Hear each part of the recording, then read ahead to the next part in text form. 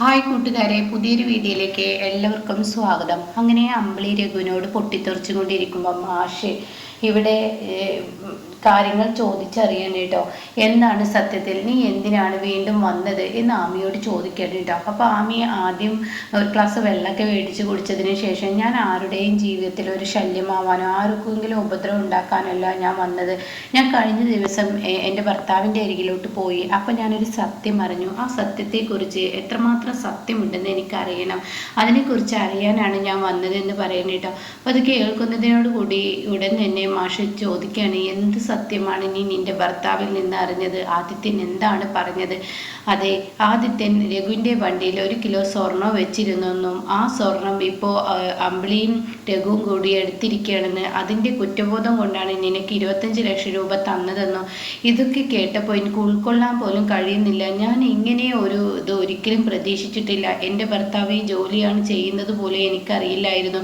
ഇപ്പോഴാണ് ഞാൻ ഇതൊക്കെ അറിയുന്നത്. അതുകൊണ്ട് തന്നെ എൻ്റെ മനസ്സിന് വലിയ വേദനയാണ് ഉണ്ടായത് എന്നൊക്കെ പറയുന്നു കേട്ടോ. അപ്പം ഇത് കേൾക്കുന്ന മാഷ് പറയണത്, ഇതെനിക്ക് പുതിയ അറിവാണ്, ഞാൻ ഇതുവരെ അറിഞ്ഞിട്ടില്ല.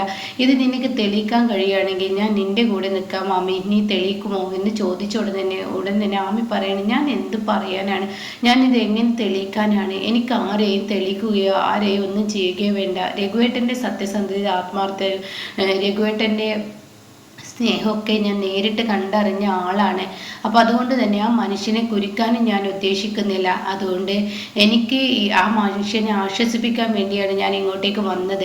ഞാൻ ഇങ്ങോട്ടേക്ക് വരാൻ പാടില്ലായിരുന്നു. അപ്പോൾ മാഷി പറയാണ്, രഘുവിൻ്റെ സ്നേഹത്തെക്കുറിച്ച് നീ പറഞ്ഞല്ലോ, അവരൊരുപാട് അനുഭവിച്ചു. ഈ സ്വർണത്തിൻ്റെ പേരിൽ അവർക്ക് ജീവിതത്തിൽ സ്വസ്ഥതയും സമാധാനം എന്തെന്ന് അവരറിഞ്ഞിട്ടില്ല. ഇതാണ് പറയുന്നത്, അന്യൻ്റെ സ്വർണം കയ്യിൽ വെച്ചാൽ ഒരു കാലത്തും സ്വസ്ഥതയോടുകൂടി ജീവിക്കാൻ പറ്റില്ലെന്ന്, അന്യൻ്റെ സ്വത്തോ ഒന്നും ആഗ്രഹിക്കാൻ പാടില്ലെന്ന് ഇതിൽ നിന്നൊരു പാഠം പഠിക്കാം. അതുകൊണ്ട് തന്നെ എൻ്റെ മക്കള് തെറ്റ് ചെയ്തോ എന്തോ എന്ന് എനിക്കറിയില്ല. പക്ഷെ ഞാനൊരു കാര്യം പറയാം, ഇക്കാര്യത്തിൻ്റെ പേരിൽ ഇനി ആദ്യത്തെ വീണ്ടും ചെയ്യാൻ നിൽക്കുകയാണെങ്കിൽ ആ സ്വർണ്ണക്കടത്തുകാരുടെ കത്തിയുടെ മുനയിൽ ആദ്യം തീരുന്നത് ആദിത്യനായിരിക്കും. അത് നിന്റെ ഭർത്താവിനെ ഒന്ന് പറഞ്ഞ് ഓർമ്മപ്പെടുത്തുന്നത് നല്ലതാണ്. നിങ്ങൾക്ക് 25 ലക്ഷം രൂപ രഘു തന്നെങ്കിൽ അതും കിട്ടിയത് വെച്ച് മിണ്ടാതെ സ്വസ്ഥതയോടുകൂടി എവിടെയെങ്കിലും പോയി ജീവിച്ചൂടെ? എന്തിനാണ് വെറുതെ ഓരോ പ്രശ്നങ്ങൾ ഉണ്ടാക്കുന്നത്? ഓരോന്ന് ചികഞ്ഞു കഴിഞ്ഞാൽ അതിൻ്റെ പിറകിൽ ഒരുപാട് പ്രശ്നങ്ങൾ വരും. ഇതൊക്കെ ഒന്ന് ഓർക്കുന്നത് നല്ലതാണ് എന്നൊക്കെ പറഞ്ഞ് ആശ്വസിപ്പിക്കുകയാണ് കേട്ടോ. ഈ സമയം എനിക്കറിയാം, എനിക്ക് ഒട്ടും ഇഷ്ടപ്പെടാത്ത കാര്യങ്ങളാണ് ഇതൊക്കെ. അതുകൊണ്ട് തന്നെ ഞാൻ എൻ്റെ ഭർത്താവിനെ ഇത് പറഞ്ഞ് സമാധാനിപ്പിച്ചോളാം, ഞാൻ പോകുന്നു, രഘുവിനോട് പറയണമെന്നൊക്കെ പറഞ്ഞ് ആമി അവിടെ നിന്ന് ഇറങ്ങിയാണ് കേട്ടോ. എന്നാൽ ഈ സമയം സുശീലയ്ക്ക് സന്തോഷം കൊണ്ട് പറയാൻ വാക്കുകളില്ല. എൻ്റെ അർഷേ, ഞാൻ ഏത് ആപത്ത് ഘട്ടത്തിലെത്തുമ്പോഴും എന്നെ സഹായിക്കാൻ രക്ഷകയായി വരുന്നത് നീയാണ്. നിന്നോട് എത്ര നന്ദി പറഞ്ഞാലും മതിയാവില്ല. അർഷ പറയണേ, എൻ്റെ ആൻറ്റി, ഞാൻ ഇതൊക്കെ ചെയ്യുന്നത് ആൻറ്റിക്കും കൂടി ആൻറ്റിയല്ലേ? അതെ, എന്തായാലും ആ രാധാമണി നല്ല അടിപൊളിയായി അവിടെ ഭാര്യയായി തന്നെ അഭിനയിക്കുന്നുണ്ട്. അയാൾ പണ്ടേ പെൺകാര്യത്തിൽ വലിയ വിഷയമുള്ള ആളാണ്. അതുകൊണ്ടാണല്ലോ എന്നെയും ഇങ്ങനെ ആക്കിയത്. അപ്പം അയാൾക്ക് ഇതിനു മുന്നേ അവളുമായി ഇനിയിപ്പോൾ ഒരു കണക്ഷൻ ഉണ്ടെന്ന് പറയാനൊന്നും പറ്റത്തില്ല. അയാളുടെ സ്വഭാവം അങ്ങനെയാണ്, അയാൾ അങ്ങനെ ശീലിച്ചിട്ടുള്ളൂ എന്നൊക്കെ പറയുകയാണ് കേട്ടോ. അപ്പോൾ ഈ സമയം ഇത് പറഞ്ഞ ഉടൻ തന്നെ, അയ്യോ എൻ്റെ ആൻറ്റി അങ്ങനെയൊന്നും പറയില്ലേ, അത് രാധാമണിയല്ല രാധൻ മണിയാണ് എന്ന്. എന്താ രാധൻ മണിയോ? അതെ, അതൊരു പെണ്ണല്ല, അതൊരാണാണ്. അയ്യോ, അതിനെ കണ്ടാൽ എന്ത് സുന്ദരിയാണ്, ഒരു പെണ്ണിൻ്റെ വേഷത്തിലാണല്ലോ അത് നിൽക്കുന്നത്. അപ്പോൾ അതൊരു പെണ്ണായിട്ടാണല്ലോ എനിക്ക് തോന്നിയത്. ഇങ്ങനെയുള്ള കാര്യത്തിൽ ആണുങ്ങളെയാണ് ഇതിൽ ഏറ്റെടുക്കേണ്ടത്. പെണ്ണായി കെട്ടിച്ച് ആണായി വരുത്തുക, അതാണ് നല്ലത് എന്ന് എനിക്ക് തോന്നി. ഞാൻ അതിൻ്റേതായ ആ ഒരു കാര്യത്തോടു കൂടി തന്നെയുള്ള ആളെയാണ് ഏൽപ്പിച്ചത്. എന്തായാലും അവർ നല്ല അടിപൊളിയായി തന്നെ കാര്യങ്ങൾ ചെയ്യും രാധൻമണി, അതുകൊണ്ട് പേടിക്കാനൊന്നുമില്ല. അപ്പം ഇന്ന് തന്നെ രാധൻമണി അയാളെയും കൊണ്ട് പോവോ? അതൊന്നുമില്ല, അയാളെ കൊണ്ടുപോകത്തൊന്നുമില്ല. ആ ശേഖരനെ നാട് കടത്തുമോ? അതെ, നാട് കടത്തും എന്നുള്ള കാര്യത്തിൽ ഉറപ്പാണ്. അതുകൊണ്ട് പേടിക്കാനൊന്നുമില്ല എന്ന് പറയാൻ കേട്ടോ. ഇത് കേൾക്കുന്നതിനോടുകൂടി ഒരുപാട് സമാധാനം ഇവിടെ സുശീലക്കാവുകയാണ് കേട്ടോ.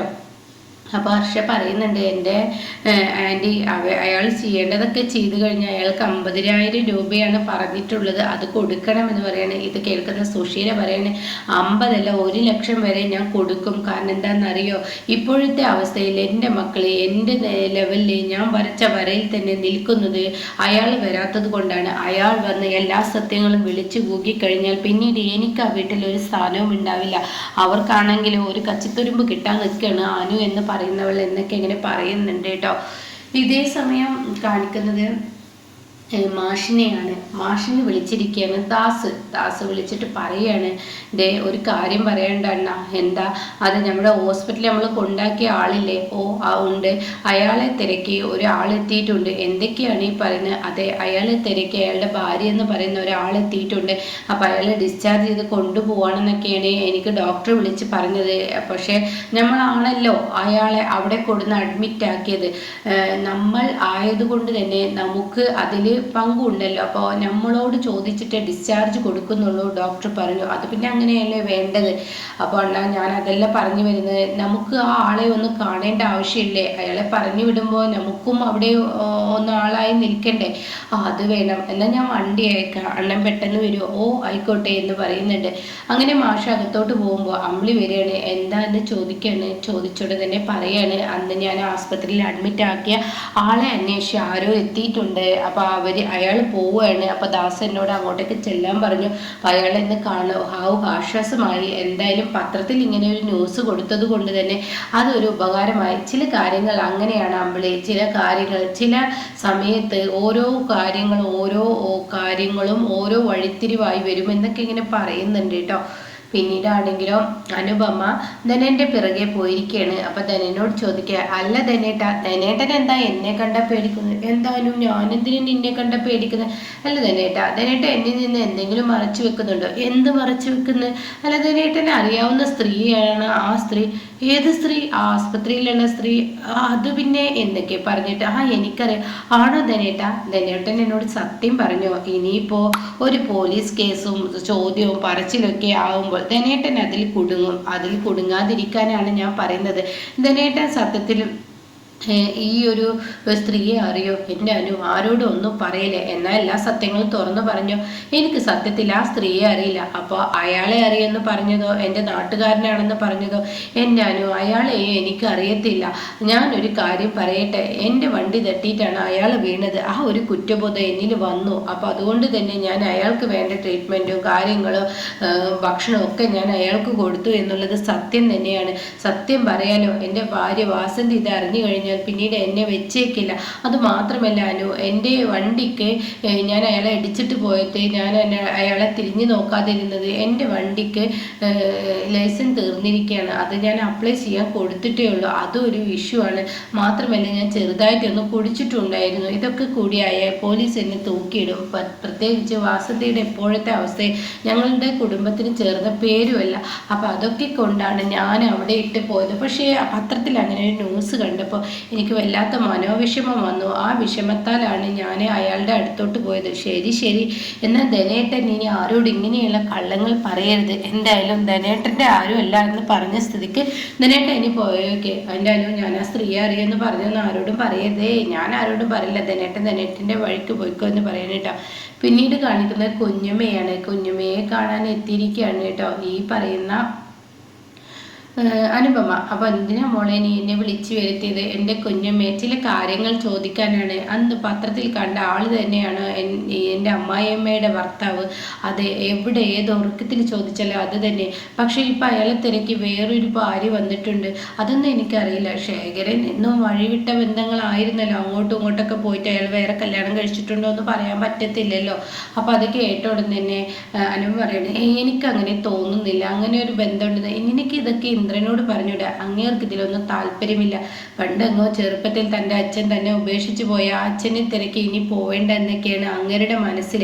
അപ്പോൾ അതുകൊണ്ട് തന്നെ അങ്ങേർക്ക് ഇതിനോട് താല്പര്യമില്ല. എന്നാലും അങ്ങനെയല്ലല്ലോ എന്നൊക്കെ എനിക്കറിയാം. പക്ഷേ അങ്ങേർക്ക് താല്പര്യമില്ലാത്ത വെറുതെ എന്തിനാ? പക്ഷെ എനിക്കിത് അങ്ങനെ വിട്ട് കളയാൻ തോന്നുന്നില്ല. സത്യത്തിൽ ആ ശേഖരേട്ടനെ ഈ പറയുന്ന ഇന്ദ്രേട്ടൻ്റെ അച്ഛനെ തിരക്കി വന്നത് അതൊരു സത്യത്തിൽ യഥാർത്ഥ ഭാര്യയല്ല, എന്തൊക്കെയാണ് നീ പറയുന്നതെന്ന് ചോദിക്കുന്നുണ്ട് കേട്ടോ.